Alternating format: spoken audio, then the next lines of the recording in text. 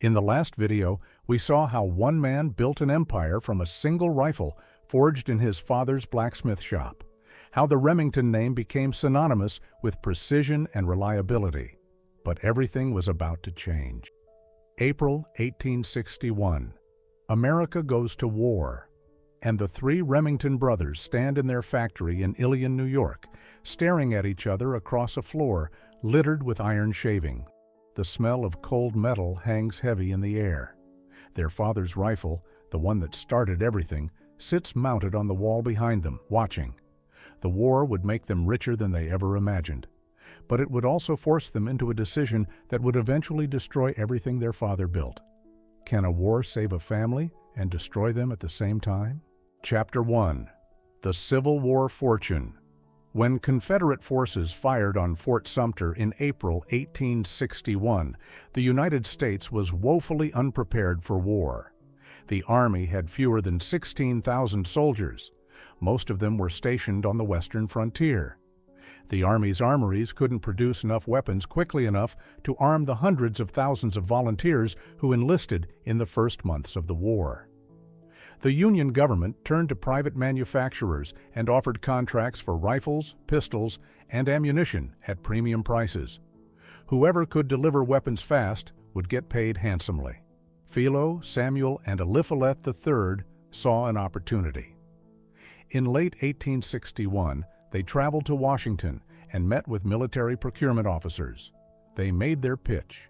E. Remington and Sons could produce thousands of rifles and revolvers if the government placed orders.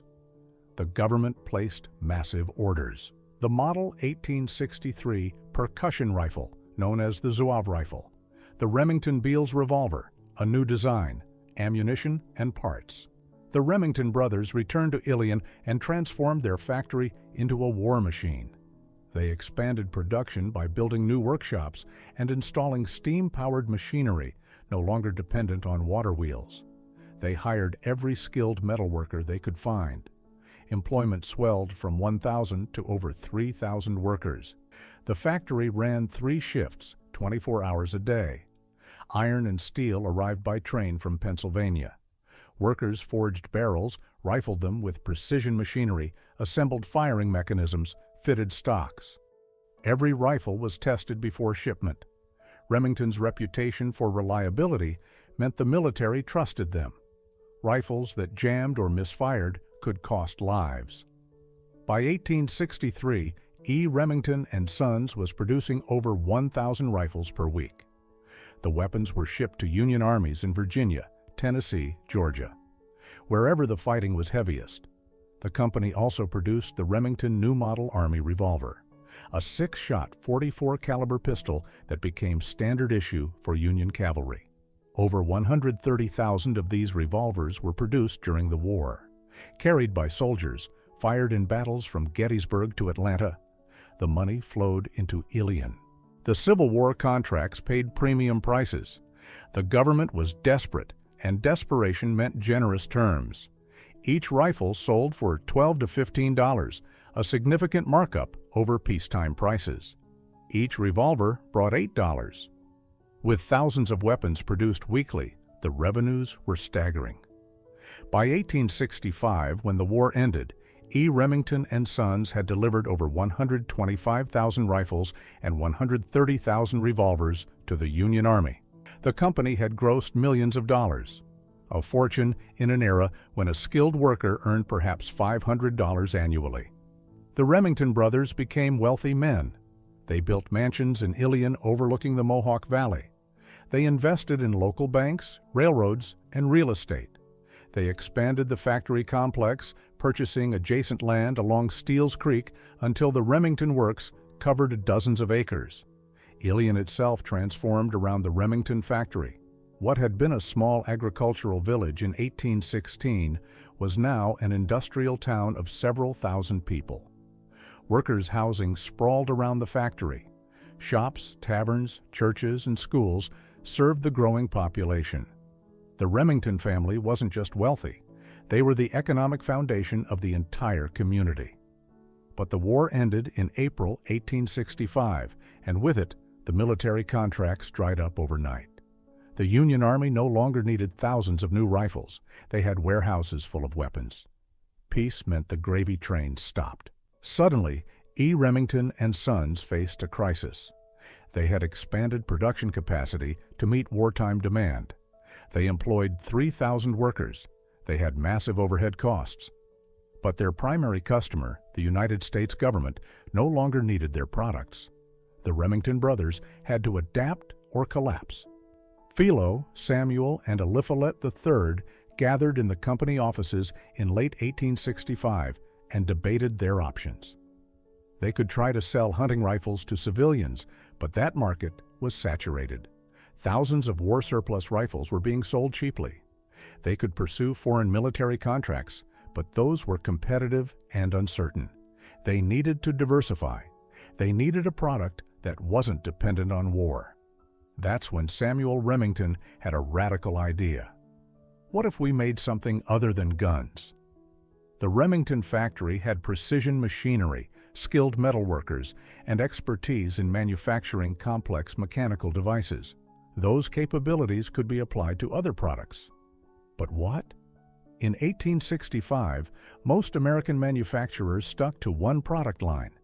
The idea of a gun company making something completely unrelated was unconventional, even bizarre. But the Remingtons were desperate, and desperation breeds innovation. In 1866, they began experimenting with agricultural equipment: plows, reapers, threshers. The products sold modestly, but didn't generate enough revenue to replace lost military contracts. Then, in 1873, something extraordinary happened. Two inventors walked into the Remington offices carrying a strange machine. Chapter 2. The Strange Marriage. The machine was called a typewriter. Christopher Latham Scholes and Carlos Glidden had spent years developing a mechanical writing device. It had a keyboard with letter keys, a carriage that held paper, and a mechanism that struck inked ribbons to imprint letters onto the page. It was clunky, temperamental, and revolutionary. Scholes and Glidden had tried to manufacture it themselves, but lacked the capital and expertise. They had approached several companies and been rejected. No one believed there was a market for mechanical writing machines. Why would anyone need a typewriter when you could write by hand? But when Scholes and Glidden demonstrated their device at E. Remington and Sons in 1873, the Remington brothers saw potential. The typewriter required precision manufacturing, exactly what the Remington factory excelled at. The keys needed to strike precisely. The mechanisms needed to be reliable. The metalwork needed to be exact. These were the same skills required to make rifles. Philo Remington made an offer. E. Remington and Sons would buy the patent rights and manufacture the typewriter. Scholes and Glidden would receive royalties on each machine sold. The deal was signed in 1873. E. Remington and Sons, gunmakers since 1816, were now in the typewriter business. The first Remington Model 1 typewriter rolled off the production line in 1874. It looked bizarre, a strange hybrid of a sewing machine and a musical instrument, with ornate cast-iron framing and a piano-style keyboard. The QWERTY keyboard layout, the same layout still used on every computer and phone today, was designed specifically for the Remington typewriter. It prevented the mechanical type bars from jamming when keys were struck in rapid succession. The machine cost $125, expensive but cheaper than hiring a full-time copyist for a year. Remington marketed the typewriter to businesses, lawyers, government offices, anyone who needed to produce clean, legible documents quickly. Early advertisements showed well-dressed businessmen using typewriters in professional offices, positioning the machine as a tool of modern efficiency. Sales were slow at first. The typewriter was a novelty. Many people didn't see the point. Handwriting was perfectly adequate. Why spend $125 on a machine? But gradually, the typewriter found its market. Law firms used them to produce contracts and briefs. Newspapers used them to prepare articles for typesetting. Government offices used them for official correspondence. By 1880, Remington had sold several thousand typewriters. By 1885, they had sold tens of thousands. And something unexpected happened. The typewriter changed who worked in offices. Before typewriters, most office work was done by male clerks who wrote by hand. Their handwriting had to be legible, which required training and practice. Offices were male-dominated spaces. The typewriter changed that. Typing was a skill anyone could learn. It didn't require years of apprenticeship. It just required practice. And since the machine produced uniform, legible text, it didn't matter who was operating it. Women began entering offices as typewriters. The term initially referred to both the machine and the person operating it. By the 1890s, typing became seen as appropriate women's work, similar to playing the piano, requiring dexterity and patience. The Remington typewriter didn't just change how documents were produced. It changed the gender composition of American offices forever. Meanwhile, the rifle business continued. This created a surreal situation. E. Remington and Sons was simultaneously manufacturing instruments of death and instruments of creation. The same factory complex in Ilion produced both. Workers in one building forged rifle barrels. Workers in the next building assembled typewriter mechanisms. Both products bore the same name stamped into the metal, Remington. The duality was strange, but it worked. The rifle business provided steady revenue from military contracts. The United States continued purchasing rifles for frontier wars and domestic law enforcement. The typewriter business provided growth and diversification. By 1886, E. Remington and Sons employed over 4,000 workers in Ilion. The factory complex sprawled over hundreds of acres. The Remington family was one of the wealthiest in New York State. Philo Remington, now in his 70s, had overseen the company's transformation from a small gunsmith shop to an industrial giant producing two entirely different products. His father's single rifle, forged in a blacksmith shop in 1816, had become an empire. But in 1886, Philo made a decision that would destroy everything his family had built. Chapter 3. The Loss? Philo Remington was 72 years old in 1886, and he was tired. He had spent his entire life working in the factory. First as a child helping his father, then as a young man expanding production, then through the Civil War's frantic manufacturing, and finally through the diversification into typewriters. He had built wealth, but he had also built stress. The company employed thousands. The financial pressures were constant. Competition was increasing. His brothers Samuel and Eliphalet III had died in the early 1880s, leaving Philo as the last surviving son of Eliphalet Remington. The weight of the entire enterprise rested on his aging shoulders. In 1886, a group of investors approached Philo with an offer to sell E. Remington and Sons. They would pay a substantial sum, enough to make the Remington family even wealthier without the burden of managing the business. The offer was tempting. Philo was old, exhausted, and worried about what would happen to the company after his death. Competitors were emerging.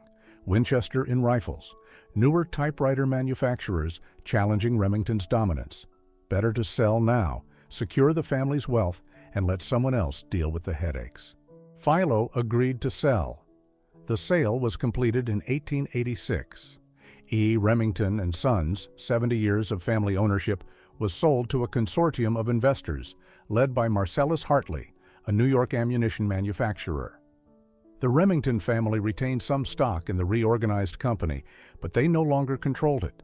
They were no longer owners. They were just shareholders. The new owners immediately recognized a problem. Running a company that made both rifles and typewriters was complicated. The businesses had different markets, different customers, different growth trajectories. Managing both under one corporate structure was inefficient. In 1888, just 2 years after purchasing the company, the new owners made a decisive move. They split E. Remington and Sons into two separate companies. Remington Arms Company would manufacture firearms. Remington Standard Typewriter Company would manufacture typewriters.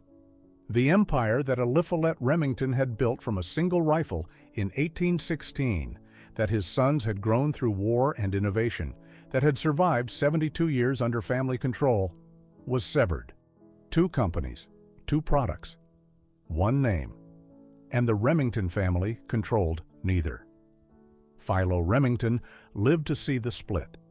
He watched as the company his father had founded, that he and his brothers had expanded, that bore their family name, was divided and sold to strangers. He died in 1889, 1 year after the split, at age 75. He died knowing that the Remington family's empire was gone. The name Remington would continue on rifles and typewriters for decades. But it was just a brand now owned by corporations, managed by hired executives, divorced from the family that had created it. The workers in Ilion kept making rifles and typewriters. The factory kept running. The town kept growing. But the Remington family, the people who had built it all, became footnotes.